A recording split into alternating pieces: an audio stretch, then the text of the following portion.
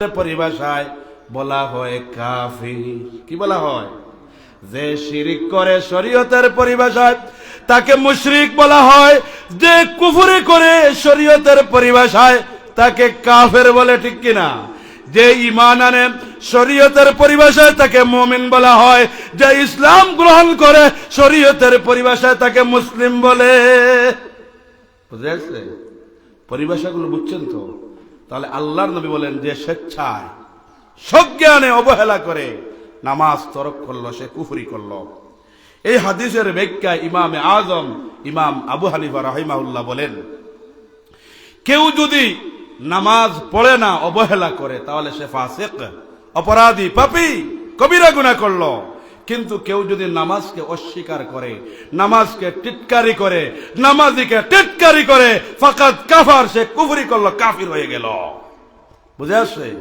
আজকে বর্তমান যুগে নামাজিদেরকেও টিটকারি করা হয়, ঠিক কিনা? বলে কি নামাজি হয়েছে রে, টিটকারি দেয় কিনা? আবার যদি আপনি বলেন যে ভাই আপনি নামাজ পড়ুন, আরে ভাই নামাজ লাগবে না, আমার ইমান ঠিক আছে। কি ঠিক আছে? ইমান ঠিক আছে। তাহলে নামাজ না পড়লে ইমান ঠিক কেমনে রইল? ইমান তো দুর্বল হয়ে গেল। এই জন্য আমরা 5 ওয়াক্ত নামাজ নির্ধারিত সময়, নির্দিষ্ট সময় পড়ব। কারণ কাফের এবং মুমিনের মধ্যে পার্থক্য হলো নামাজ। মুমিন নামাজ পড়ে, কাফের নামাজ পড়ে না। মুমিন নামাজ পড়ে, মুশরিক নামাজ পড়ে না। মুমিন মুসলমান নামাজ পড়ে, অন্যান্য ধর্মাবলম্বীরা নামাজ পড়ে না, ঠিক কিনা? তাহলে আমি আপনাদের সম্মুখে সূরাতুল বাকারার যে আয়াতে কারিমা তিলাওয়াত করেছি, এই আয়াতের প্রথম মেসেজ কি? আল্লাহ রাব্বুল আলামিন বলেছেন যে 5 ওয়াক্ত নামাজ আদায় করো, নির্দিষ্ট সময়, নির্ধারিত সময়। এই জন্য নামাজ এমন এক গুরুত্বপূর্ণ ইবাদত, নামাজ এক গুরুত্বপূর্ণ আমল। এমন কোন নবী নেই যিনি শরীয়ত প্রাপ্ত হন নাই, আর এমন কোন নবী শরীয়ত প্রাপ্ত হয়েছেন কিন্তু নামাজের বিধান আল্লাহ দেন নাই, এমন কোন নবী নাই। এর মানে হলো প্রত্যেক নবী আল্লাহর পক্ষ থেকে শরীয়ত প্রাপ্ত হয়েছেন, আর প্রত্যেক নবীর শরীয়তের মধ্যে নামাজ ছিল। সুবহানাল্লাহ পড়বেন না? তাহলে প্রত্যেক নবীর শরীয়তে নামাজ ছিল। সুতরাং নামাজের গুরুত্ব আছে না নাই? এই জন্য আসুন আমরা নামাজ, 5 ওয়াক্ত নামাজ নির্ধারিত সময়, নির্দিষ্ট সময় নামাজ আদায় করি। আর এই নামাজ যদি আমরা পড়ি, তাহলে আল্লাহ রাব্বুল আলামিন আমাদের গুনাহ খাতা মাফ করে দিবেন, আমাদেরকে জান্নাত দিয়ে দিবেন। পড়ুন সুবহানাল্লাহ। নবীজি বলছেন, সাল্লু খামসাকুম, 5 ওয়াক্ত নামাজ আদায় করো, তাদখুলু জান্নাত রাব্বিকুম, তোমাদের রবের জান্নাতে প্রবেশ করো। পড়ুন সুবহানাল্লাহ।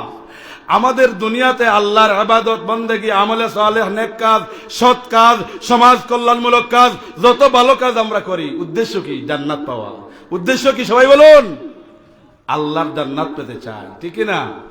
আল্লাহর জান্নাত পেতে চাই। নবীজি বলেছেন 5 ওয়াক্ত নামাজ যথাযথ সময়, নির্ধারিত সময়, ওয়াক্ত মতো আদায় করো, আর আল্লাহর জান্নাতে প্রবেশ করো। সুবহানাল্লাহ। তাহলে আমরা আল্লাহর জান্নাত চাই কি চাই না? যদি আল্লাহর জান্নাত চাই, তাহলে নামাজ পড়ে না নামাজ না পড়ে? নামাজ পড়ে। তাও নামাজ পড়তে হবে মন গড়া, যখন ইচ্ছা তখন না, ওয়াক্ত মতো, সময় মতো, সময় মতো। এই জন্য বুখারী মুসলিম শরীফের মধ্যে হাদিস এসেছে, হযরত আবু হুরায়রা রাদিয়াল্লাহু তাআলা আনহু হাদিস বর্ণনা করেন।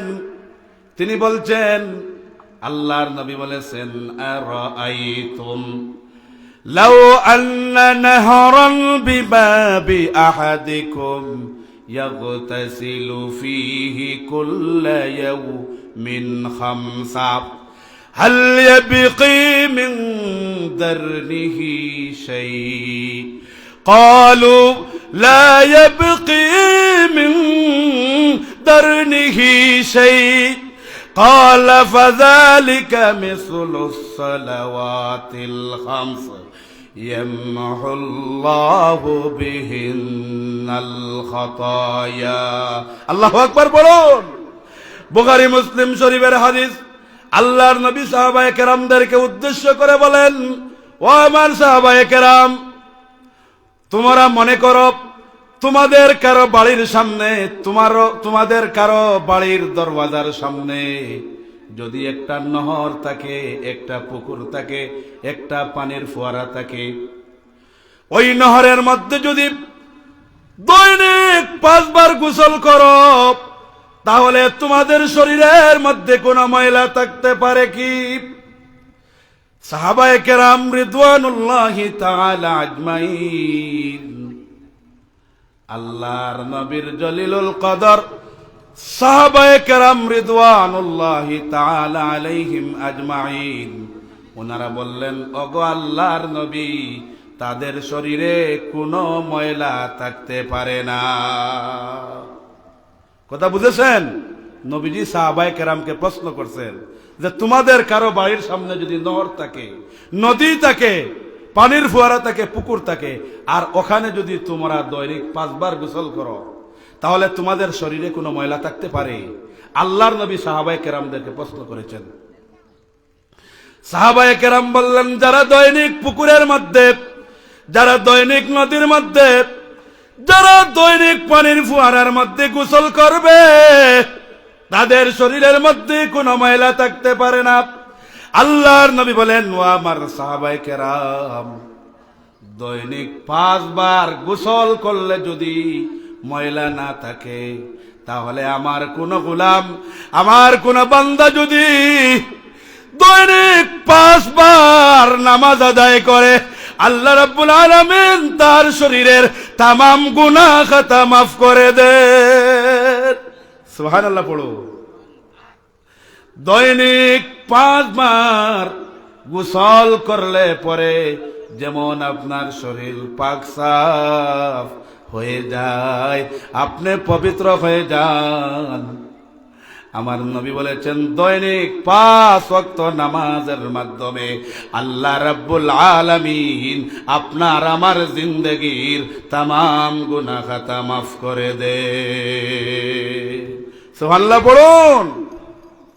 তাহলে আমাদের জিন্দেগীর গুনাহ খাতা মাফ করানোর জন্য আমাদেরকে দৈনিক 5 ওয়াক্ত নামাজ পড়ার দরকার আছে না নাই?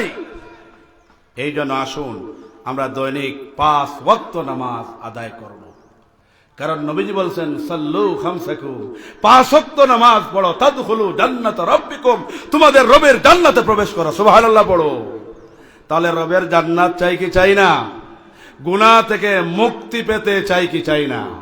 যদি চাই, জান্নাত পেতে চাই, গুনাহ থেকে মুক্ত হয়ে মাসুম বেগুনাহ হয়ে দিদার এলাহি আল্লাহর সাথে ঈমান নিয়ে সাক্ষাৎ করতে চাই, তাহলে দৈনিক 5 ওয়াক্ত নামাজ নির্ধারিত সময়, নির্দিষ্ট সময়, ওয়াক্ত মতো আদায় করা লাগবে কি লাগবে না? এই জন্য আমরা আজকের এই বৃহত্তর সিকামহল ইসলামী সমাজ কল্যাণ পরিষদের এই প্যান্ডেলে আমরা ওয়াদা করতে পারি যে আজ থেকে আর নামাজ ছাড়বো না। পারি তো ইনশাআল্লাহ? বলুন ইনশাআল্লাহ। আল্লাহ তাআলা আমরা যারা উপস্থিত হয়েছি, আমাদের প্রত্যেককে 5 ওয়াক্ত নামাজ যথাযথ সময় ওয়াক্ত মতো আদায় করার তৌফিক দাও। পড়ি আমিন। 5 ওয়াক্ত নামাজ পড়বেন তো ভাই? কারণ 5 ওয়াক্ত যদি নামাজ আপনি আমি না পড়ি, তাহলে কবিরা গুনাহ করলাম। আপনার আমার ঈমান দুর্বল হয়ে যাবে। ঈমানের মধ্যে যখন দুর্বলতা আসবে, তখন আরো পাপ বেশি আপনার আমার দ্বারা করা সহজ হয়ে যাবে। এই জন্য আসুন 5 ওয়াক্ত নামাজ আদায় করি। কারণ আল্লাহ রাব্বুল আলামিন বলেছেন, ওয়া আকিমুস সালাহ, নামাজ কায়েম করো। অন্যত্র আল্লাহ বলেন, ইন্নাস সালাতা তানহা আনিল ফাহশাই ওয়াল মুনকার। আল্লাহু আকবার পড়ো।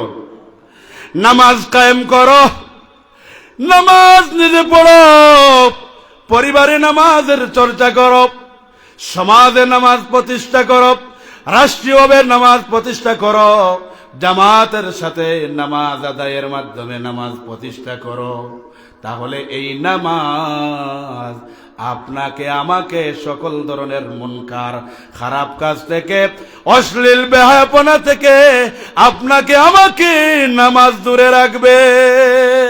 সুবহানাল্লাহ পড়ো। তাহলে নামাজ আমাদেরকে অশ্লীলতা, বেহায়াপনা, নির্লজ্জতা এবং সকল মুনকারাত থেকে নামাজ আমাদেরকে হেফাজত করে। পড়ুন সুবহানাল্লাহ। এখন যদি আপনি নামাজও পড়েন সুদ খান, নামাজও পড়েন ঘুষ খান, নামাজও পড়েন মানুষকে হত্যা করেন, নামাজও পড়েন ব্যবসার মধ্যে ওজনে কম দেন, নামাজও পড়েন সিনেমার মধ্যে সারা দিন বসে টাইম পাস করেন, নামাজও পড়েন খারাপ কাজ করেন, নামাজও পড়েন জমিনের হাইল ঠেলেন, নামাজও পড়েন মসজিদের ইমামের পিছনেও লেগে থাকে, নামাজও পড়েন আলেম ওলামাদের বিরুদ্ধে কথা বলেন, নামাজও পড়েন অন্যের গীবত চর্চা করেন, নামাজও পড়েন অন্য মানুষের অধিকার হরণ করেন, নামাজও পড়েন সমাজে যত অন্যায় অবিচার জুলুম নির্যাতন আছে সব কিছু আপনার দ্বারা হয়। তাহলে আল্লাহ বললেন যে নামাজ মানুষকে অশ্লীলতা, বেহায়াপনা এবং সকল মুনকারাত থেকে বাঁচিয়ে রাখে। তাহলে বুঝতে হবে আপনার আমার নামাজ আল্লাহর দরবারে কবুল হচ্ছে না। এই জন্য একখানা হাদিসের মধ্যে আল্লাহর নবী বলেছেন যে কোন আল্লাহর গোলামেরা নামাজ পড়বে, কিন্তু নামাজ পড়ার পরে 10 ভাগের 1 ভাগ সওয়াব পাবে, 9 ভাগ বৃথা যাবে। 9 ভাগের 1 ভাগ সওয়াব পাবে, 8 ভাগের 1 ভাগ পাবে, 7 ভাগের 1 ভাগ পাবে, 6 ভাগের 1 ভাগ পাবে, 5 ভাগের 1 ভাগ পাবে, 4 ভাগের 1 ভাগ পাবে, 3 ভাগের 1 ভাগ পাবে, অর্ধেক পাবে। কেউ কোনো বেনিফিটই পাবে না, কেউ নামাজের মধ্যে কোনো সওয়াবই পাবে না, বরং ফেরেশতারা ওই নামাজকে তার মুখে নিক্ষেপ করবে। নাউযুবিল্লাহ পড়ো। এই জন্য যেই নামাজের মাধ্যমে সমাজের মধ্যে পরিবর্তন আসবে, যেই নামাজের মধ্যে, যেই নামাজ পড়ার মাধ্যমে আপনার আমার চরিত্রের মধ্যে পরিবর্তন আসবে, যেই নামাজের মাধ্যমে আপনার আমার জীবন পরিবর্তন হয়ে যাবে, ওই ধরনের জীবন্ত নামাজ পড়া দরকার আছে না? এই জীবন্ত নামাজটা কি? আল্লাহ রাব্বুল আলামিন অন্যত্র বলেন, قد أفلح المؤمنون الذين هم في صلاتهم خاشعون। আল্লাহ রাব্বুল আলামিন সূরা মুমিনুনের মধ্যে বলেন, ওই সমস্ত মুসলমানেরা, ওই সমস্ত মুমিনেরা সফল কাম হয়ে গেছে। সফল কাম মানে কি? ওয়াজাবাত জান্নাতি, ওই সমস্ত মুমিনের জন্য আমি আল্লাহর জান্নাত ওয়াজিব হয়ে গেছে। ওই সমস্ত মুমিনের জন্য আমি আল্লাহ সফল কাম হিসাবে, সফলতা হিসাবে আমি আল্লাহ রাব্বুল আলামিন ঘোষণা দিয়া দিলাম, যারা নামাজ খুশু হুজুর সাথে একাগ্র চিত্তে বিনয়ের সাথে যারা নামাজ আদায় করে। সুবহানাল্লাহ পড়ো। কাদ আফলাহাল মুমিনুন, ওই সমস্ত মুমিনেরা সফল কাম। মুমিনের সফল কাম কি? মুমিনের সফলতা কি? মুমিনের সফলতা হলো জান্নাত পাওয়া। পড়ুন না সুবহানাল্লাহ। তাফসীরের কিতাবে লেখা হয়েছে যে কাদ আফলাহাল মুমিনুন, মুমিনেরা, মুসলমানেরা সফল কাম হয়েছে। এর মানে কি? সফলতা মানে মুমিন জান্নাত লাভ করেছে। সুবহানাল্লাহ পড়ুন। কোন নামাজের মাধ্যমে? অবহেলা, অবজ্ঞা নামাজের মাধ্যমে না, খুশু এবং খুজু, খুশু এবং খুজু। খুশু এবং খুজু কি? খুশু এবং খুজু হলো নামাজের মধ্যে একাগ্রতা চিত্তে বিনয়িত হয়ে বিনয়ের সাথে নীরব নিতর নিস্তব্ধ ভাবে আমলে কাসির না করে নামাজের ফরজ, ওয়াজিব, সুন্নাত, মুস্তাহাব আদায় করে যেই নামাজ আদায় করা হয়, এটাই হলো খুশু এবং খুজুর সাথে নামাজ আদায় করা। সুবহানাল্লাহ পড়বেন না? এই খুশু এবং খুজুর সাথে একনিষ্ঠতা, একাগ্রতা, বিনীত হয়ে বিনয় হয়ে নিষ্ঠার সাথে যে নামাজ আদায় করবেন, এই নামাজের মাধ্যমে আল্লাহ রাব্বুল আলামিন আপনাকে আমাকে জান্নাত দিবেন। পড়ুন সুবহানাল্লাহ। কিন্তু যেই নামাজের মধ্যে একাগ্রতা নাই, খুশু খুজু নাই, এই নামাজের পরিপূর্ণ সব আমরা পাবো না। এই যে আগে বলছি না যে কেউ নামাজ পড়বে ঠিকই, কিন্তু তার নামাজের হুকুম, আহকাম, রুকুন, শর্ত কিছুই হয় নাই, সুতরাং তার নামাজ হয় নাই। ফেরেশতারা বলবে, নামাজ তো পড়ছো ঠিকই, কিন্তু তো তোমার নামাজ হয় নাই, রুকু হয় নাই, সিজদা হয় নাই, নামাজের হুকুম, আহকাম, আরকান, শর্ত কিছুই তো তুমি মান্য করনি, সুতরাং তোমার নামাজ হয় নাই, তুমি সওয়াব পাও নাই। এই নামাজ ওই ব্যক্তির মুখের মধ্যে নিক্ষেপ করা হবে। তাহলে বোঝা গেল শুধু নামাজ পড়লেই হবে না, নামাজি প্রত্যেকেই পরিপূর্ণ সব নামাজের মাধ্যমে হাসিল করতে পারেন না। কিন্তু যারা খুশু এবং খুজুর সাথে নামাজ আদায় করবে, তারা আল্লাহ রাব্বুল আলামিনের ঘোষণাকৃত জান্নাতুল ফেরদাউস পেয়ে যাবে। পড়ুন না সুবহানাল্লাহ। আমরা সর্বোচ্চ জান্নাত, জান্নাতুল ফেরদাউস চাই কি চাই না? তাহলে জান্নাতুল ফেরদাউস চাইতে হলে, জান্নাতুল ফেরদাউস যদি আপনি চেয়ে থাকেন, যদি পেতে চান, তাহলে 5 ওয়াক্ত নামাজ নির্ধারিত সময়, নির্দিষ্ট সময়, ওয়াক্ত মতো আদায় করবেন তো ইনশাআল্লাহ। আর এই নামাজ এত গুরুত্বপূর্ণ, প্রত্যেকটি বিধান আল্লাহ রাব্বুল আলামিন ওহিয়ে মাতলু এবং ওহিয়ে গায়রে মাতলুর মাধ্যমে আল্লাহ রাব্বুল আলামিন দিয়েছেন। কিন্তু এই নামাজটা আপনার আমার নবী, আখিরি পয়গম্বর, বিশ্বনবী হযরত মুহাম্মদুর রাসূলুল্লাহ সাল্লাল্লাহু আলাইহি ওয়াসাল্লামকে মেহরাজ করিয়ে, ঊর্ধ্বগমন করিয়ে নামাজকে হাদিয়া হিসাবে উম্মতে মুহাম্মাদের জন্য নির্ধারণ করেছেন। পড়ুন না সুবহানাল্লাহ। তাহলে নামাজের গুরুত্ব কম না বেশি? সব বিধান আল্লাহ ওহির মাধ্যমে নবীকে দিলেন, আর নামাজের বিধানটা আল্লাহ দুইভাবে দিলেন, ওহির মাধ্যমেও দিলেন, আবার মেরাজে নিয়েও হাদিয়া হিসাবে দিলেন। পড়ুন না সুবহানাল্লাহ। وعن انس بن مالك رضي الله تعالى قال فرضت على النبي صلى الله عليه وسلم ليلة أسري به الصلوات 50 ثم نقصت حتى جعلت 5 ثم نودي يا محمد إنه لا يبدل القول لدي وإن لك بهذه 50 الله أكبر বলুন। মেরাজের রজনীতে আপনার আমার নবী, আখিরি পয়গম্বর, বিশ্ব নবী হযরত মুহাম্মদুর রাসূলুল্লাহ সাল্লাল্লাহু আলাইহি ওয়াসাল্লাম আল্লাহর নবীর শরীয়তে উম্মতে মুহাম্মাদের হাদিয়া স্বরূপ 50 ওয়াক্ত নামাজ ফরজ করে দিলেন। কয় ওয়াক্ত?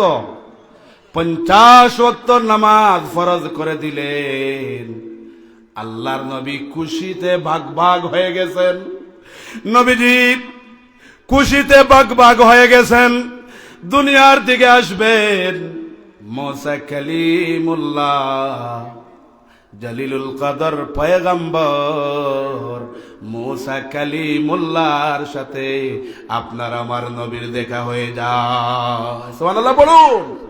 وَكَلَّمَ اللَّهُ مُوسَى تَكْلِيمًا আল্লাহু আকবার বলুন। আল্লাহ রাব্বুল আলামিন মুসা পয়গম্বরের সাথে কথোপকথন করেছেন, এই জন্য মুসা নবীর উপাধি হলো কালিমুল্লাহ। আপনার আমার নবীর উপাধি হলো হাবিবুল্লাহ, মুসা নবীর উপাধি হলো খলিলুল্লাহ, আপনার আমার নবীর উপাধি হলো হাবিবুল্লাহ।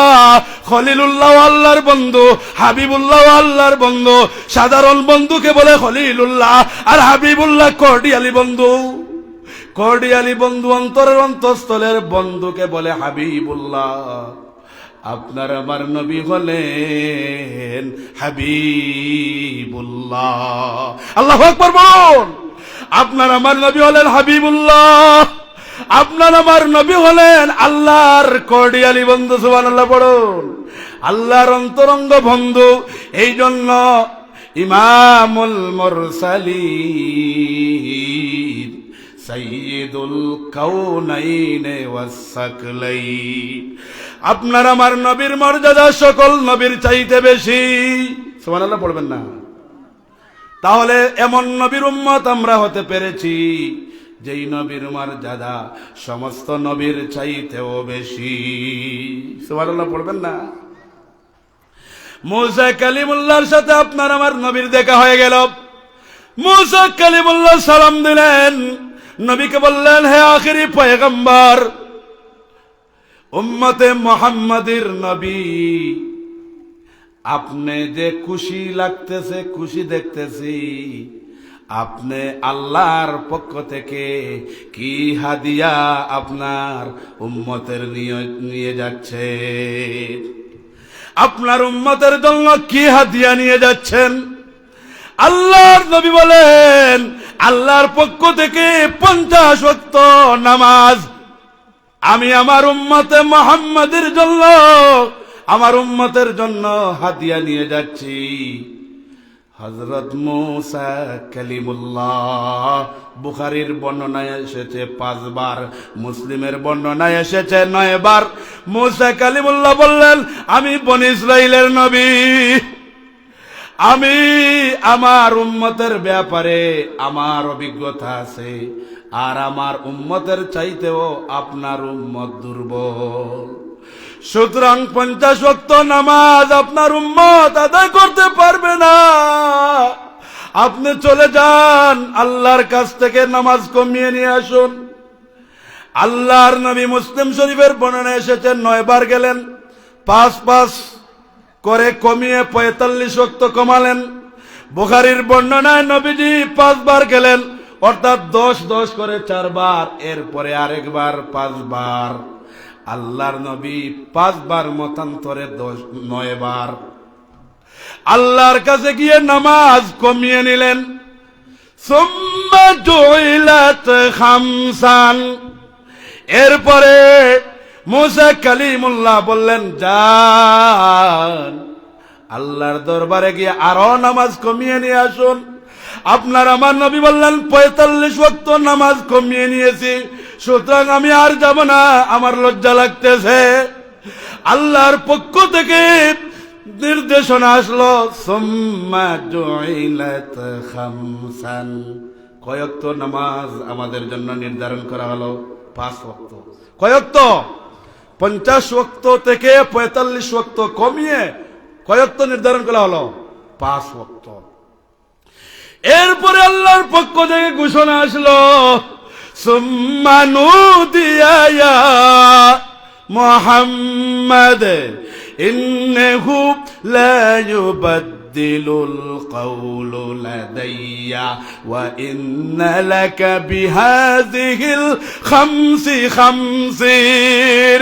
হে হাবিবুল্লাহ, হে মুহাম্মাদুর রাসূলুল্লাহ, আমি আল্লাহ রাব্বুল আলামিনের কথার মধ্যে কোনো পরিবর্তন হয় না, পরিবর্তন হয় না। আমি আল্লাহ রাব্বুল আলামিন 50 ওয়াক্ত নামাজ ফরজ করেছি, কিন্তু আপনার অনুরোধ ক্রমে আমি আল্লাহ রাব্বুল আলামিন 45 ওয়াক্ত নামাজ কমিয়ে দিয়েছি। হে হাবিবুল্লাহ, হে নবী মুহাম্মদ, আপনার জন্য সুসংবাদ রয়েছে। সুসংবাদটা হলো, আপনার উম্মতেরা দৈনিক 5 ওয়াক্ত নামাজ আদায় করবে। আমি আল্লাহ রাব্বুল আলামিন 50 ওয়াক্ত নামাজের সওয়াব দিয়ে দেব। সুবহানাল্লাহ পড়বেন না? সুবহানাল্লাহ। তাহলে দৈনিক 5 ওয়াক্ত নামাজ আমরা পড়ি, 50 ওয়াক্ত নামাজের সওয়াব দেন কে? আল্লাহ সুবহানাহু ওয়া তাআলা। একবার আল্লাহর নবী আখিরি পয়গম্বর বিশ্ব নবী রাহমাতুল লিল আলামিন হযরত মুহাম্মদুর রাসূলুল্লাহ সাল্লাল্লাহু আলাইহি ওয়াসাল্লাম আবু যর গিফারিকে নিয়ে শীতকালে একটা বাগানের মধ্যে প্রবেশ করলেন। আল্লাহর নবী শীতকালে একটা বাগানের মধ্যে প্রবেশ করলেন, সাথে কে? আল্লাহর নবীর জলিলুল কদর সাহাবী আবু যর গিফারি। আল্লাহর নবী দেখলেন ইয়াতাহাফাত ওয়ারাকা, আল ওয়ারাকু ইয়াতাহাফাত, নবীজি দেখলেন গাছের পাতাগুলো ঝরছে। আচ্ছা বলুন তো, শীতকালে গাছের পাতা ঝরে পড়ে কি পড়ে না? শীতকালে এমনও গাছ দেখা যায় যে সকল পাতাগুলো ঝরে গেছে, মনে হয় যেন গাছটি মরে গেছে। আসলে কি গাছ মরছে? না, গাছের মধ্যে জীবন আছে। আল্লাহর নবী আখিরি পয়গম্বর বিশ্ব নবী হযরত মুহাম্মদুর রাসূলুল্লাহ সাল্লাল্লাহু আলাইহি ওয়াসাল্লাম শীতকালে একটা বাগানের মধ্যে প্রবেশ করলেন। একটা গাছের ডালে নবীজি ধরলেন, 2টা গাছের ডালে নবীজি ধরলেন, ঝাঁকি দিলেন। ঝাঁকি দেওয়ার সাথে সাথে গাছের পাতাগুলো আরো ঝরতেছে। আল্লাহ নবী বলেন, হে আবু যর, লাব্বাইক ইয়া রাসূলুল্লাহ। ওগো নবীজি, আমাকে আপনি ডাকতেছেন, অথচ আমি তো আপনার সাথেই আছি। লাব্বাইক ইয়া রাসূলুল্লাহ, ওগো নবীজি, আমি তো আপনার সাথে আছি।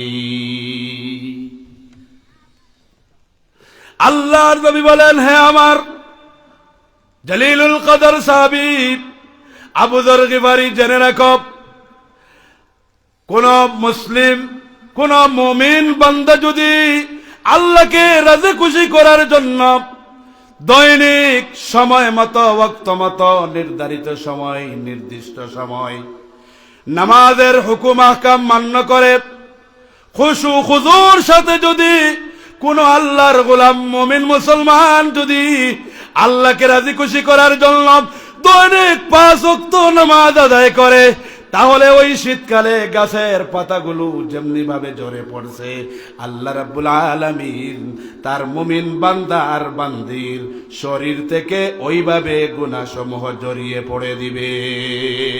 সুবহানাল্লাহ পড়ুন। গাছের পাতাগুলো যেমন শীতকালে ঝরে পড়ে যায়, একজন মুমিন মুসলমান যখন 5 ওয়াক্ত নামাজ আদায় করে তার শরীর থেকে গুনাহসমূহ ঝরে যায়। সুবহানাল্লাহ পড়বেন না? তাহলে এমন গুরুত্বপূর্ণ, মর্যাদাপূর্ণ যেই নামাজের সাথে আমাদের ঈমানের সম্পর্ক, সেই নামাজ কি ছাড়া যাবে? মুসলমানেরা সেই নামাজ ছাড়া যাবে না। এই জন্য আসুন, অনেক কথাই তো বললাম, প্রতিদিনই তো এইভাবে চিল্লাইতেছি, প্রতিদিনই তো কোরআন সুন্নাহর হেদায়েতের কথাগুলো বলছি। আগামীকালও তো 2টা মাহফিল করলাম।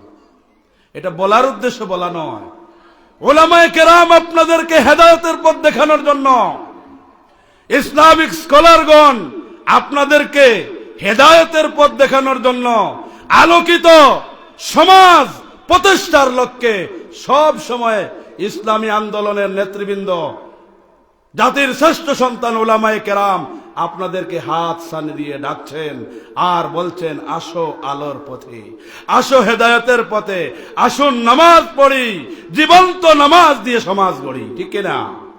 এই জীবন্ত নামাজ যদি পড়েন, জীবন্ত নামাজ, মরার নামাজ নয়, জীবন্ত নামাজ যদি পড়েন, এই জীবন্ত নামাজ আপনাকে আমাকে কি করবে?